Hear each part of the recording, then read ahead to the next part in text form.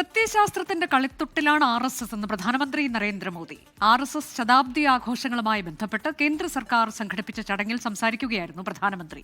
RSSന്റെ 100ാം വാർഷികത്തോടനുബന്ധിച്ച് പ്രത്യേക സ്മാരക തപാൽ സ്റ്റാമ്പും നാണയവും പ്രധാനമന്ത്രി പുറത്തിറക്കി. 100 വർഷം മുമ്പ് ദസറ ദിനത്തിൽ RSS സ്ഥാപിതമായത് വെറും യാദൃശ്ചികതയല്ല, ആയിരക്കണക്കിന് വർഷങ്ങളായി തുടരുന്ന പാരമ്പര്യത്തിന്റെ പുനരുദ്ധാരണമായിരുന്നു അതെന്ന് പ്രധാനമന്ത്രി നരേന്ദ്രമോദി. RSSന്റെ ശതാബ്ദിക്ക് സാക്ഷ്യം വഹിക്കാൻ കഴിയുന്നത് ഭാഗ്യം. RSSന്റെ 100ാം വാർഷികത്തോടനുബന്ധിച്ച് പ്രത്യേക സ്മാരക തപാൽ സ്റ്റാമ്പും നാണയവും പ്രധാനമന്ത്രി നരേന്ദ്രമോദി പുറത്തിറക്കി.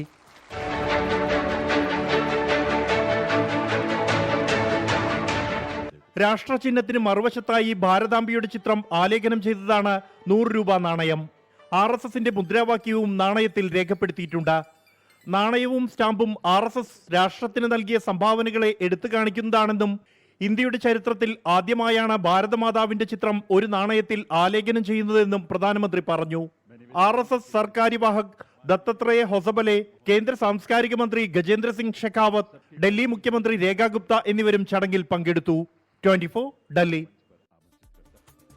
ലോകത്തെവിടെയായാലും ഏത് സമയത്തും 24 വാർത്തകളും ഓഗ്മെന്റഡ് റിയാലിറ്റി പാക്കേജുകളും എക്സ്പ്ലെയിനറുകളും വിശദമായി കാണാൻ ഞങ്ങളുടെ യൂട്യൂബ് ചാനൽ നിങ്ങൾക്ക് സബ്സ്ക്രൈബ് ചെയ്യാം.